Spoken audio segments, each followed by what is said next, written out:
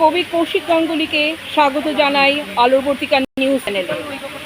3 দিন ধরে আমরা দেখছি যে বদ্ধভূমি কবিতা, যার সৃষ্টিকর্তা কবি কৌশিক গাঙ্গুলি, তার এই কবিতা 14,000 ভিউয়ার্স হয়েছে এবং 300-র ওপরে লাইক কমেন্টস পড়েছে। যে যুগে দাঁড়িয়ে মানুষ কবিতা পড়তে চায় না, সেইখানে দাঁড়িয়ে এই যে কবিতার জয় হলো, এই কবিতার জয়ে সৃষ্টিকর্তা কবি কৌশিক গাঙ্গুলির মতামত আমরা জানতে চাই। কিভাবে আপনি এত সুন্দর, এত সত্য কথা মানুষের জন্য লিখলেন? নমস্কার। কবিতার নাম হচ্ছে বদ্ধভূমি। আমার কোনো দেশ নেই, আমার কোনো পতাকা নেই, আমার সম্পত্তি যদি স্মৃতি, আমার সম্পত্তি শুধু স্মৃতি, আমার বেঁচে থাকা শুধু প্রহসন। কেউ শোনে না আমার কোনো কথা, সবাই শুধু শোনাতে চায়, তাদের ইচ্ছেগুলো চাপিয়ে দেয় অনায়াসে।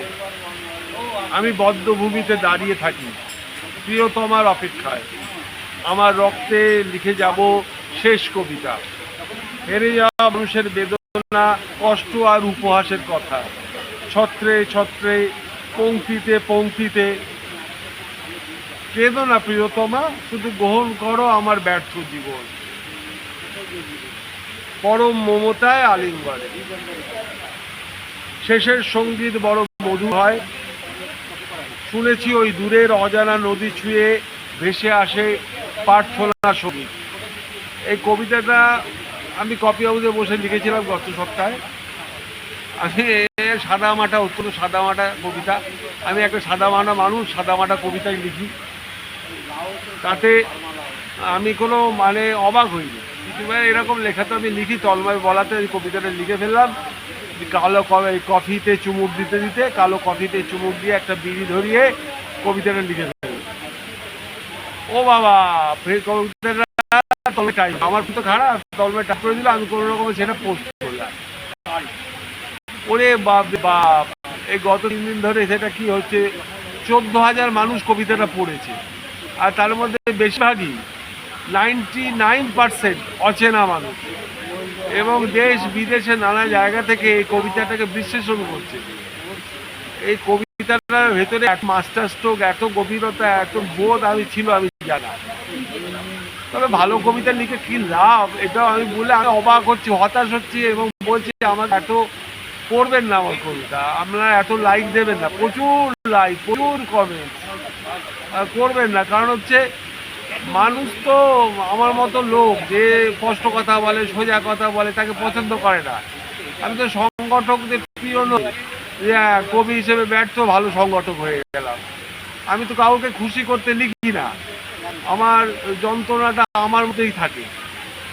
তা আমি আমার যন্ত্রণা নিয়ে লড়ে যাচ্ছি, লিখে যাচ্ছি। কিন্তু এরকম আমার জীবনে 41 বছর লেখালেখির জীবনে ফেসবুকে লিখে এরকম 14,000 মানুষ, আপাতত জানি না 15,000 হবে কিনা, যে মানুষ যে পড়ছে, এটাই আমি চমকে যাচ্ছি। প্রতিনিয়ত আমি চমকে যাচ্ছি।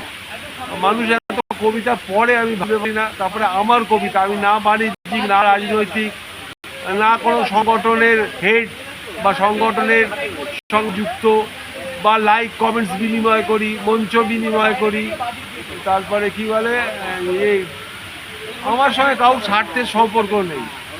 যে আমাকে লাইক দেবে, কমেন্ট দেবে, এত লোক পড়বে, মানুষ কি পাল্টে গেল নাকি? আমার নিজেকে নিয়ে সন্দেহ লাগছে। কবিতাটা আমারই লেখা কিনা জানি, ঈশ্বর দত্ত কবিতা বা আমার মায়ের আশীর্বাদ দত্ত কবিতা। ব্যাস, আমার কবিতা কোনোদিন এত আলোড়িত হয়নি। কারণ আমার তো কোনো আবৃত্তি স্কুল ছিল না, যে আমার আবৃত্তি স্কুলের ছাত্ররা কোনো জনপ্রিয় রিয়েলিটি শোতে গিয়ে আমার কবিতা, সেই কবিতাটাকে জনপ্রিয় করে দেবে, তারপরে সেই একটা কবিতা ভাঙিয়ে আমি সারা জায়গায় জায়গায় ঘুরে বেড়াবো। ওই একটা কবিতা খ্যাত কবি। আমি তো এরকম হতে চাই না, একটা কবিতা খ্যাত কবি হতে চাই না, আমি কোনো খ্যাত কবি হতে চাই না। আমি একটু মানুষের ভালোবাসা পেতে চাই। এই মানুষের ভালোবাসা যখন পাই না তখন কষ্ট পাই, যখন পাই তখন খুব আনন্দ পাই। এই হচ্ছে ব্যাপার। মানুষের পাশে থাকে না, মানুষ বড় বেশি তেলা মাথায় তেল দেয়, মানুষ বড্ড বেশি ক্ষমতাশালী প্রভাবশালীদের তোষামত করে চলে, নিজের কাজ আখের গোছাবার জন্য ধাঁধাবাজি করে। এগুলো আমার ভালো লাগে না, আমি বলি বলে আমাকে অনেকেই অপছন্দ করে। আর আমার কিছু বলার নেই। নববর্ষ, অক্ষয় তৃতীয়ার শুভেচ্ছা। আলোর বর্তিকা চ্যানেল অনেক অনেক দূর এগিয়ে যাক এই প্রার্থনা করি। ধন্যবাদ। প্রজ্ঞা পারিজাতের জয় হোক। বলছি কি, এই কবিতার বিশ্লেষণ কি তুমি করবে না আজকে? না, এই কবিতার বিশ্লেষণ অনেক লোকে করছে, আমি কেন করতে যাবো?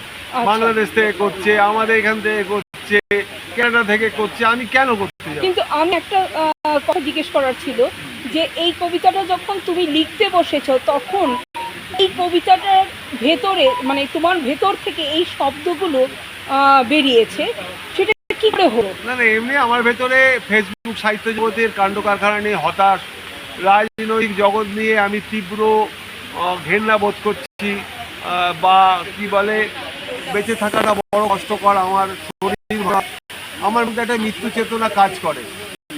মৃত্যু চেতনা থেকে এই কবিতাটা এসেছে। এছাড়া আমি কিছু ভেবে লিখিনি।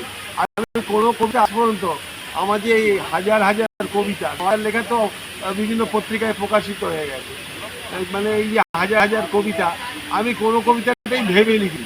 আর আমি ফরমাইজি লেখা লিখি না। ফলে আমি জানি না আমি কি লিখেছি। আমি যখন স্টেজে উঠে কথা বলি তখনও ভেবে বলি না, আর যখন লিখি তখন আমি ভেবে বলি না। এটাই হচ্ছে আমার কাজ। আমি লিখে ফেলি আমার ভেতর থেকে, আপনা থেকে শব্দগুলো এসে জীবন্ত হয়ে ফুটে দাঁড়ায় সাধারণ মানুষের কাছে। সেটা কেউ গ্রহণ করে, যেটা কেউ গ্রহণ করে না। আমার ম্যাক্সিমাম 7,000 অব্দি লোক দেখেছে বা পড়েছে, এই 14,000 হবে এইটা আমি কোনোদিন কল্পনা করিনি। আমার ভাবতে ভালো লাগছে। এই অসুস্থতা, ফোনটা খারাপ, মনটাও খারাপ, ফোনটাও খারাপ, মনটাও খারাপ, তার মধ্যে এই কাজ এগিয়েছে। আমি সবাইকে ধন্যবাদ যারা আমার এই কবিতাটা পড়েছেন, কবিতা আলোচনা করেছেন, মতামত দিয়েছেন, লাইক করেছেন। সবাইকে আমার আন্তরিক ভালোবাসা, শুভেচ্ছা। ধন্যবাদ। ধন্যবাদ।